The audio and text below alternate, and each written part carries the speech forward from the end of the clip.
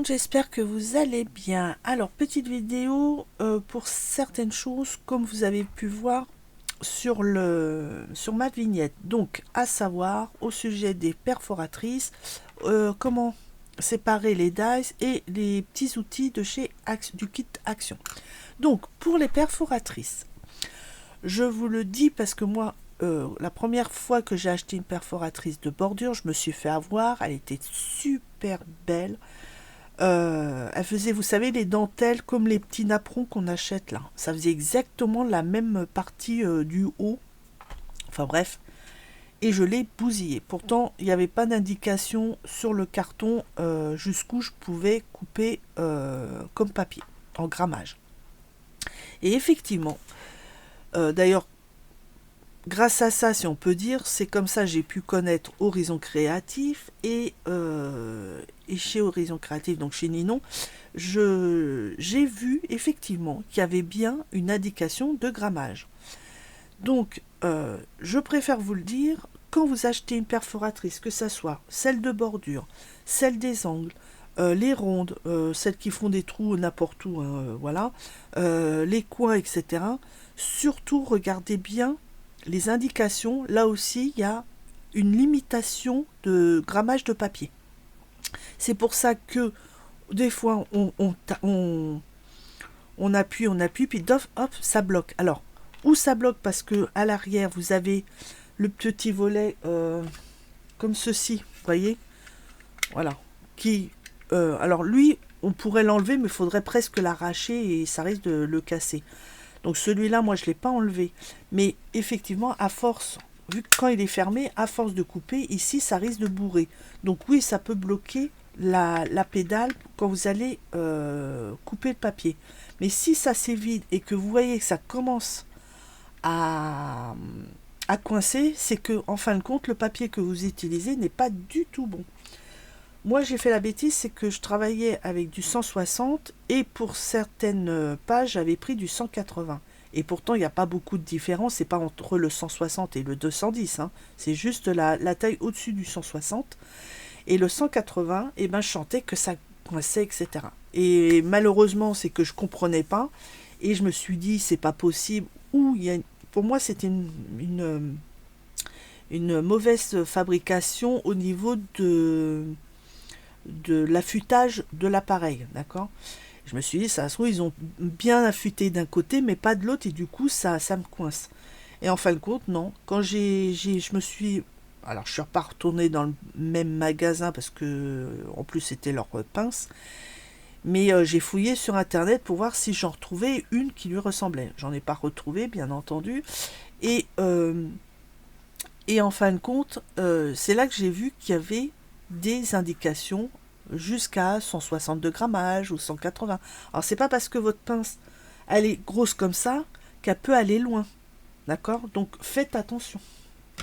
Des fois, celle-là va jusqu'à 160 grammes et celle-là elle est toute petite mais elle va jusqu'à 180 ou 210. Donc voilà, ça dépend de la fabrication de l'usine. Donc voilà, petite parenthèse fermée parce que j'avais envie de vous le dire parce que c'est comme les pinces coupantes, d'accord? Voilà. Ensuite, j'ai... alors, Caroline, cherchez son prénom, pardon.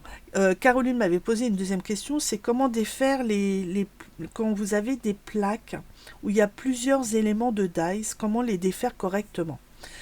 Donc je lui avais répondu par écrit. Elle m'a dit, ok, c'est bon, t'inquiète pas, j'ai bien compris.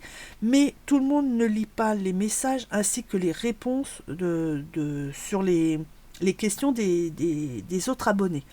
Donc je me suis dit, je vais quand même faire une vidéo, au moins tout le monde la verra, que ça soit mes abonnés ou même ceux de passage. D'accord? Donc, j'ai eu de la chance, parce que sur toutes les boîtes comme ça que j'ai fait, et ben c'est le seul qui me reste, ces deux-là, où ils sont encore attachés. Tous les autres, ils sont déjà complètement détachés. Donc, on va prendre celui-ci. Pourquoi? Parce qu'il est plein, contrairement à celui-là. Je risque d'avoir des problèmes pour vous le montrer. Donc, voilà. Donc, vous avez... Tout cela, ils étaient tous accrochés ensemble, hein, d'accord? Donc, quand vous en avez plusieurs accrochés ensemble, vous avez donc les éléments et entre chaque élément, vous avez des petits, alors moi j'appelle ça des petits picots, d'accord? Donc vous avez des petits picots. Plus près, voilà ce que ça donne. Voilà. Vous voyez, ici on le voit mieux parce qu'il est plus gros. Et de chaque les parties qui tiennent le dice du haut et le dice du bas, ça vous fait comme une petite pointe, comme un petit V. Ici, de ce côté-là, il est prédécoupé. Ce côté-là, vous voyez, il y a pas, on voit rien du tout. Il n'est pas prédécoupé de ce côté-là. D'accord? La chose la plus simple à faire, c'est que vous prenez les deux parties. D'accord? Vous le tenez pas ici au bord ici, vous allez vous mettez vos doigts le plus près du petit picot. Et ce qu'il va falloir, c'est pas le monter et le descendre, c'est juste le descendre et vers l'arrière. Pourquoi vers l'arrière? Parce que ici, si vous touchez votre plaque, vous sentez qu'elle est toute lisse, d'accord? L'autre côté, bon, à part les reliefs qui sont là pour couper votre papier, il est tout lisse. Le problème, c'est que quand vous allez casser le picot, vous allez sentir quelque chose un petit accroche, pile poil à ce niveau-là. Il faut mieux qu'il soit à l'arrière que à l'avant. Pourquoi à l'avant? Parce que c'est de ce côté-là où vous allez mettre sur votre papier et le petit picot, la marque où était le petit picot risque de marquer votre papier. Alors le problème, c'est que bah, voilà, votre papier va pas être forcément joli. Donc voilà, donc il faut mieux que ça s'accroche à l'arrière et que à l'avant. Et deuxièmement, moi par exemple, quand je le mets sur mes plaques aimantées, avant de les mettre sur les plaques aimantées, je vais limer pour que ça reste lisse. Pourquoi? Ici, là, je viens de voir de ce côté-là, j'ai oublié de limer. Ça devait s'accrocher, je ne sais où, peut-être au niveau de la voiture. Oui, c'est ça, c'est les mêmes trucs. Mais si par exemple, alors je sais pas si on va voir. Là, pour l'instant, voilà. Là, déjà, j'ai une griffure. Et ça, c'est un des dives où il y avait le petit picot. Alors, les picots, ils sont ici. Les anciens picots, ils sont en haut, à droite et à gauche. Si je le mets comme ça et que je veux récupérer mon die, je vais faire ça et regardez. Vous voyez? Ici, j'ai pas limé et du coup, bah, ça m'a rayé mon truc.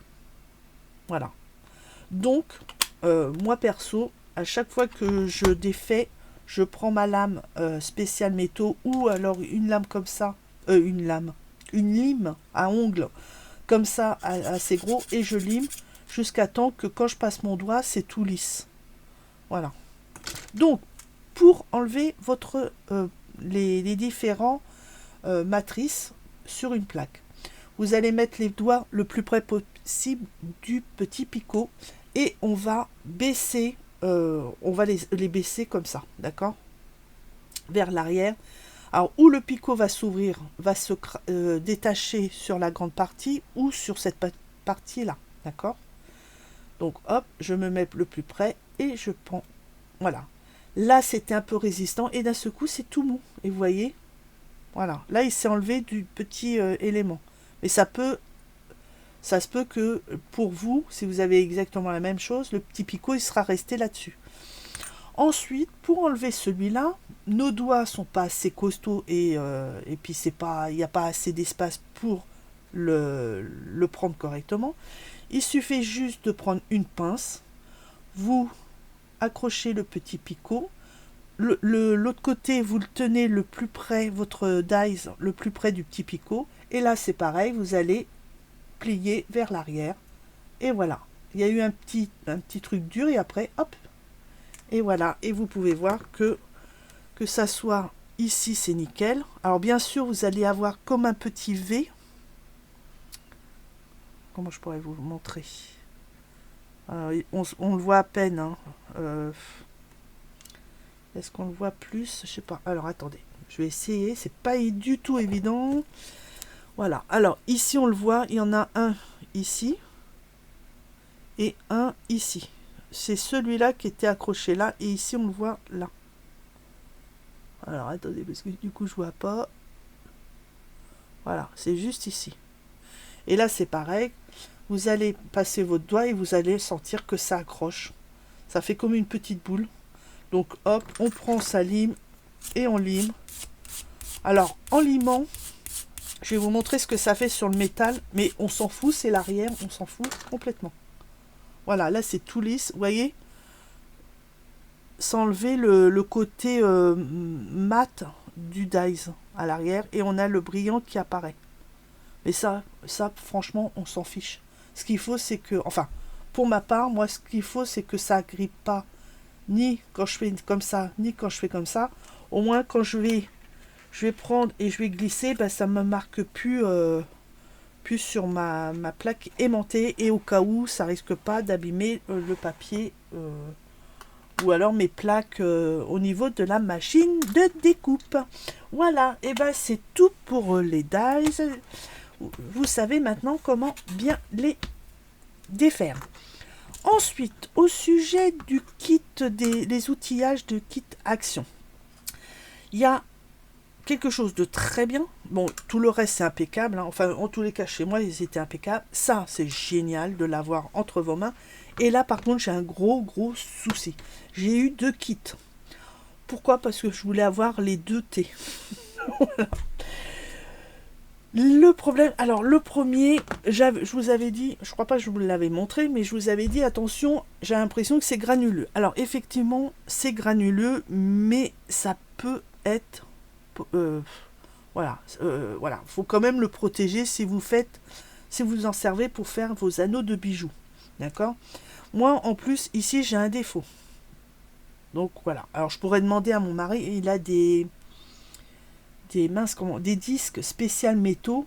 Je pourrais lui demander s'il peut me le faire sauter, ce truc là. Bon, le tour, je sais pas s'il arriverait à poncer pour que ça soit plus lisse. Bref, personnellement, je m'en fiche complètement qu'il soit dans cet état là, parce que je vais m'en servir pour dehors, pour le fil de fer de mon jardin, pour rattraper les cordages, les machins, bref, pour bien mettre, vous savez, des fois, nous, on met, surtout en été, le fil pour accrocher les draps ou des trucs comme ça, les trucs super grands, et les faire sécher au soleil. Bref, donc il y a les anneaux et tout ça, et des fois, il faut les refaire et tout. Donc, je me sers de pince comme ça. Bref. Donc, voilà. Donc, vous avez... Si ils sont granuleux, mais corrects, vous pouvez... Ah oui, non. Avant, je vais vous montrer le deuxième. Alors, le deuxième kit, c'est pire. Là, c'est pas granuleux, c'est hyper granuleux. Hop, regardez. Voyez? Ici, tous les petits trucs, là. Voilà. Ici, ouais, bah, voilà. Sans compter que si je la tourne... rigolez pas, hein. Voilà. Il y a un côté qui a commencé à être limé, mais sans plus. Alors je pense, parce que là aussi il y a un défaut. Alors ça, c'est pas dramatique si un côté il est plus gros que l'autre en diamètre. C'est pas dramatique, parce que au contraire, là vous allez faire, dans le standard, c'est du 4 mm de diamètre jusqu'à 2, un truc comme ça. Mais si l'autre c'est plus large, ça se trouve, vous allez pouvoir faire du 5 jusqu'à, voyez, donc c'est pas trop dramatique. De toute façon, quand on fait un anneau, c'est juste un seul côté, hein. Donc il n'y a pas de problème. Mais bon, bref, alors je suppose que là, ils ont commencé, et avec les défauts, cette pince aurait dû partir côté poubelle ou recyclage, j'en sais rien.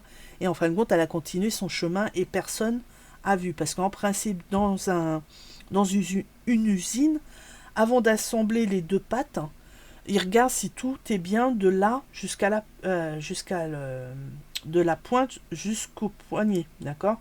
Et puisque c'est qu'un seul bloc, voilà, donc ils regardent tout, si c'est bien limé et tout ça, et après il y a l'assemblage avec le machin, après il y a ça, et puis après bah, ça part directement dans l'emballage. Mais là, je suppose que, je sais pas, la personne est partie aux toilettes ou j'en sais rien, mais c'est passé à la trappe et malheureusement c'est arrivé dans les rayons. Donc si vous êtes comme moi, bah je sais pas, retournez directement et voyez s'ils peuvent vous le changer. Sinon, vous avez 2 choses. Vous pouvez acheter des embouts des embouts en nylon spécial pour pince à bec, non, pince à courber, d'accord. Ou sinon, alors si vous êtes comme celle-ci, un plus gros que l'autre, ne l'achetez pas parce que ça se trouve le deuxième ne rentrera pas puisque pour les trucs c'est que pour les embouts standards, d'accord. Donc si vous le prenez pour cette pince là, il y a un diamètre spécial et les embouts sont faits pour ces diamètres là. Donc si c'est plus gros, vous risquez d'être enquiquiné. Oui, il y a une autre chose, c'est que si c'est pour faire vos bijoux d'album, de porte-clés et tout ça, on s'en fout un peu s'il y a un petit défaut ou quoi que ce soit. Donc ce que vous pouvez faire, c'est les garder et mettre du scotch. Vous savez, c'est comment on appelle ça,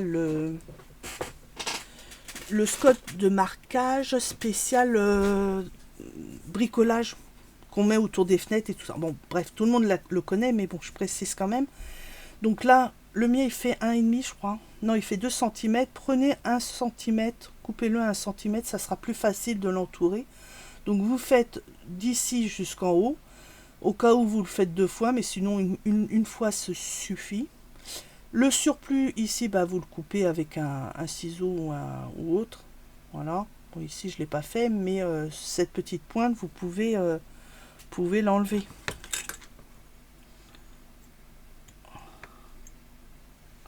Voilà, hop. Et puis, bah, ça, vous le faites sur les deux pattes. Au moins, quand vous allez prendre votre petit anneau ou votre petit clou pour faire un anneau, un deuxième anneau de l'autre côté, et ben au moins, ça, quand vous allez mettre le morceau le fil, enfin voilà, et du clou, et ben vous n'allez pas l'abîmer, d'accord. Voilà. Par contre, si c'est celui-ci, euh, même avec du scotch, on risque de sentir les petites imperfections qui sont plus importantes là que là-bas, que sur l'autre. Donc celle-là, bah, gardez-le pour votre jardin ou alors allez voir s'ils peuvent vous rembourser le kit et en prendre un nouveau. Donc voilà. Enfin, ramenez pas que la pince, hein, ramenez entièrement le kit. Hein. Donc voilà. Ça, c'est une petite parenthèse pour vous avertir que, attention, il y a un défaut, mais on peut le cacher, etc. Le petit scalpel, trop mignon. Il est génial. Pourquoi? Parce que contrairement, par exemple, au mien, il est en diamètre plus petit. On a l'impression, alors ici, on est bien avec un comme ça, on l'a bien en main, etc. Il n'y a pas de souci, etc. Mais avec celui-ci, on a vraiment l'impression d'avoir un ciseau. Donc, un stylo, pardon. Donc, c'est vrai que quand on va travailler pour faire des découpes, des petites découpes ou l'utiliser dans vos maquettes pour défaire, bah pareil, c'est des plaques où il y a plusieurs éléments en carton ou en petits bois tendres. Vous pouvez, où il y a les petits picots, vous en servir pour couper les petits picots et après vous enlevez tous les éléments qu'il y a dedans. Donc là, c'est vrai qu'il est très pratique. La lame, elle n'est pas trop large. Elle est très bien pour tout ce qui est miniature. Si vous ne faites pas de vitrine miniature que Action vous propose ou d'autres marques, hein, d'autres magasins, bien entendu, vous pouvez l'utiliser puisque la lame, elle n'est pas grande et la partie coupe, elle est assez courte. Vous pouvez faire les contours de vos images. Vous savez, des fois, on a des feuilles de 30-30, par exemple, ou A4, et il y a plein de petites fleurs, des pétales, des feuillages, etc., à découper. Au lieu de prendre un ciseau, vous pouvez, alors, vous le coupez, vous prenez la partie de la feuille, et tout le reste, vous utilisez ça. Ça sera plus simple et plus pratique même si ça, c'est très pratique par rapport à un ciseau, des fois, ce cutter-là, ce scalpel-là, il sera encore meilleur. Une deuxième petite chose, et après, je m'arrêterai là. Les petites lames comme ça, c'est très rare d'en trouver. Donc, dans le kit, ils n'ont pas mis une lame supplémentaire. Je suppose que c'est parce que ils l'ont mis pour monsieur, madame, tout le monde, d'accord? Et ça peut toucher des des personnes plus jeunes et qui ne savent pas forcément les utiliser. Donc voilà. Bref. Attendez, il y a un truc qui siffle derrière moi. Voilà. Bref, donc je pense que c'est pour ça. Ces lames-là sont très dures à trouver. Si vous en trouvez, alors prenez vraiment un stock. Alors ça, il n'y a pas de souci, prenez un stock parce que voilà. Alors bien entendu, si vous en trouvez sur plusieurs sites, faites-la comparer et prenez le moins cher. Hein, c'est pas la peine de mettre 15 balles là-dessus, c'est pas du tout le prix. Pour en trouver, il va falloir mesurer la largeur. Je sais pas si la hauteur compte, mais c'est surtout, je sais que c'est surtout la largeur, sans compter que ici vous avez une ouverture spéciale sur le dessus pour la lame. Ça veut dire qu'elle est pile poil à sa taille. Donc ça évite que la lame elle risque de basculer comme ça. D'accord? Contrairement, des fois, moi par exemple ici, c'est pourtant son trou à lui, mais si vous allez voir, voilà, vous voyez, je peux le redresser, je peux, selon comment je coupe, des fois, hop, il bouge. Et ça, je peux pas faire, j'arrive pas à faire autrement. J'ai beau le remettre correctement, bien droit. Là, je suis bien droite. Hop. Et pourtant, quand je vais appuyer, vous voyez, il a encore bougé. Vous voyez, il a bougé. De peu, mais il a bougé quand même. Bon, bref. Donc, voilà. Donc, ici, il y a une ouverture spécialement pour lui. Donc, prenez pile poil la largeur de la lame. Parce que si vous le prenez un tout petit peu plus grand, bah, vous ne pourrez plus le remettre là. Mais, par contre, il y a une autre ouverture.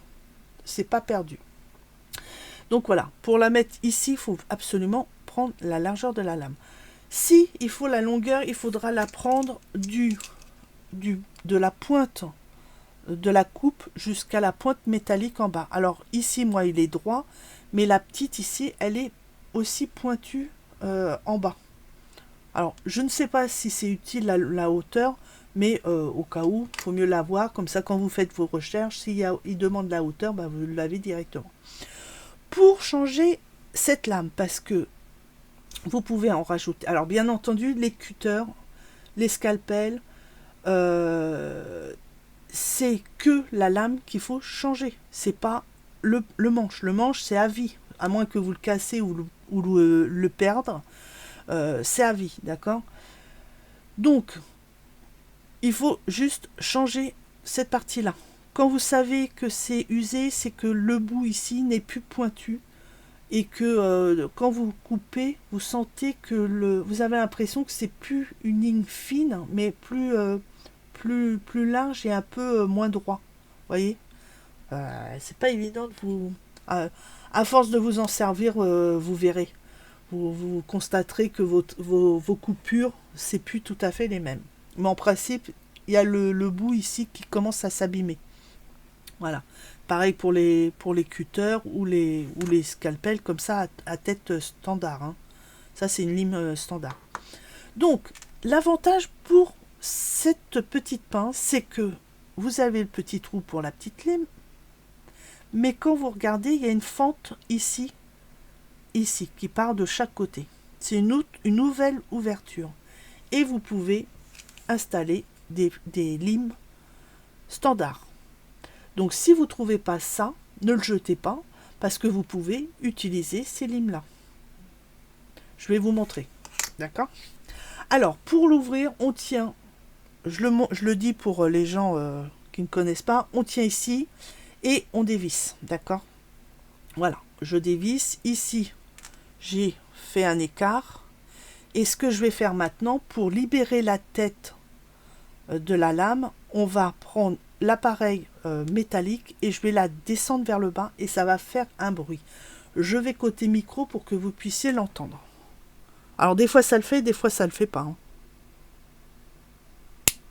Voilà, vous l'avez entendu. Et là je suis descendu contre là. Et ici ça a libéré ma tête. Et là je peux prendre ma lame et la sortir facilement. Vous voyez la tête de la lame ? Donc mesurez quand même d'ici à la pointe là-haut. Alors si vous en trouvez et ici c'est carré, c'est pas grave hein, si c'est pas pointu du moment que la largeur est bonne. Et s'il demande aussi la hauteur, voilà. Ensuite, je prends ma lame de standard de rechange. Et cette fois-ci, là, vous avez le trou de la petite lame. Voilà. Et puis, vous avez l'autre trou. Donc, c'est là-dedans que je vais mettre ma lame. Alors, attendez. Je le penche vers moi. Voilà. Je le mets dans la lame, dans la fente. Et là, je vais descendre ma lame jusqu'à temps que je ne peux pas aller plus loin. Voilà. Là, je ne peux plus aller plus loin. Donc, eh ben, maintenant, je vais faire l'inverse. Je vais remonter ça et je vais pouvoir visser. Alors, remonter ça, parce que si vous tenez et vous vissez sans le remonter, vous allez visser. De toute façon, vous allez voir, vous allez visser comme dans le vide. D'accord? Donc voilà. Et là, j'ai à nouveau un scalpel en marche. Donc voilà. Voilà les petites astuces. Donc n'oubliez pas. Alors attendez, je vais changer parce que sinon je vais la perdre et ça sera un peu ballot. Hop. Alors vous voyez là, la deuxième fois, j'ai dévissé, j'ai baissé et ça n'a pas fait clac. Parce que je viens juste de le faire. Mais il y a des fois ça ne le fait pas. Alors là c'est pareil. Hein. Je remets mon scalpel de ce côté-là. Voilà, j'ai la petite ouverture. Et je mets bien la pointe où il y a le repère noir, avec un trou. Dans le trou. Et je vise mal. T'as des lunettes Valérie. Il faudrait peut-être les mettre.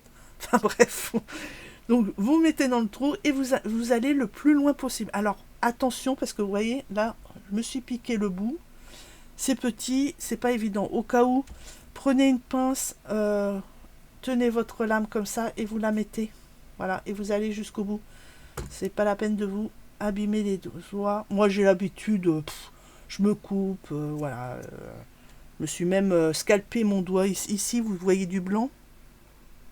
Voilà, ça c'est la peau qui a repoussé. J'avais mon doigt qui était droit comme ça. Bref, ouais, bah c'est voilà. Là, c'est un coup de cutter. Enfin bref, voilà. Ce sont mes amis. Je les kiffe, mais ils me blessent à chaque fois. Enfin, voilà. Et ben écoutez, j'espère qu'avec ces 3 petites, non, 1, 2, 3, 4 petites explications vous ont servi. Et puis, bah, si j'ai d'autres choses, bah, au cas où il y aura des petites vidéos comme ça avec à savoir, voilà, ça sera des petits trucs, des petites, voilà, voilà. Bref, en attendant, eh bien, écoutez, vu qu'on est lundi, je vous souhaite une très bonne journée ainsi qu'une très bonne semaine. Bon, il nous annonce de la pluie, voilà. J'espère que d'ailleurs ceux qui ont des alertes inondations, vous n'êtes pas trop touchés. Et enfin, en tous les cas, on pense à vous et on croise les doigts pour que ça passe à côté, mais pas chez vous.